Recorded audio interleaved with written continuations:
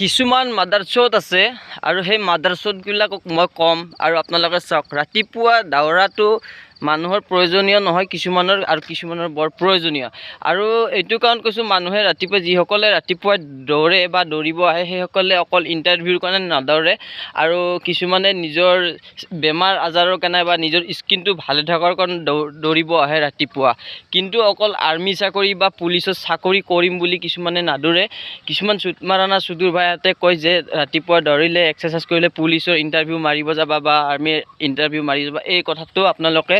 নাভাবিব কাৰণ এইটো কাৰণতে নাভাবিব কিছুমান মানুহ এনেকুৱাকৈ কয় কিন্তু নিজৰ স্কিনৰ কাৰণে বা নিজৰ সেফটি বা নিজৰ শৰীৰবোৰ সকলো ভালে থাকে নিজৰ স্কিনটো ভালে থাকে সেইটো কাৰণে মানুহে ৰাতিপুৱা উঠে বা সোনকালে আহে কিছুমান মানুহ ধৰ ৰাতিপুৱা সকলো তিৰিবিলাকে দৌৰিব আহে শকত শকত কি সিহঁতে কিবা এক্সাৰচাইজ কৰিলে কিবা ট্ৰেইনিঙত যাব নাযায়